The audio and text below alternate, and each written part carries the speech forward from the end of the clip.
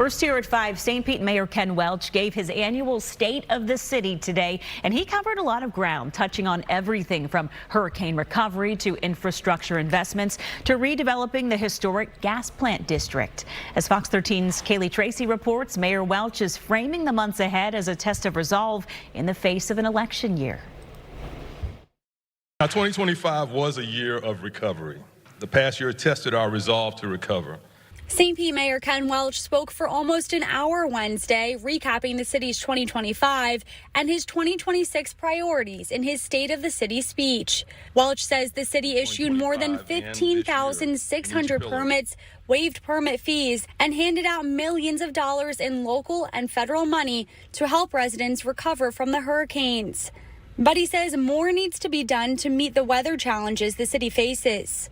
But the weather impacts that we are experiencing now simply are much greater than was forecast. Welch says they've fast-tracked several projects and more than $545 million in long-term investments. They include raising electrical equipment, installing flood barriers, and flood mitigation projects in vulnerable areas. The mayor also asked voters to approve a bond this election to pay for about $600 million in additional infrastructure upgrades. Mayor Welch highlighted that the repairs to the trop will be done on time for opening day and on budget, and he talked about developing the historic gas plant district. Nearly 40 years after the original gas plant community was uprooted, we have before us a real opportunity, not simply to plan or convene yet again, but to act, to move forward, to finally transform vacant lots into assets that will benefit our community.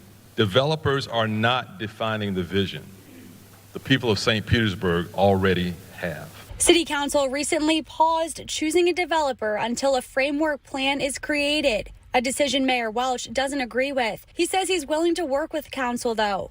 Over the past decade, this site has been studied, discussed, and planned extensively. We're going to try to incorporate the planning or the additional convening that council had in mind. We want to understand exactly what that was, but we're moving forward with that because that was a critical promise. We fulfilled the promise, and then the previous ownership backed out of it, but it remains a key issue. Welch hopes to pick a developer for the site by the fall. And how does he grade himself heading into this election? I'll let the voters decide on that. Kaylee Tracy, Fox 13 News.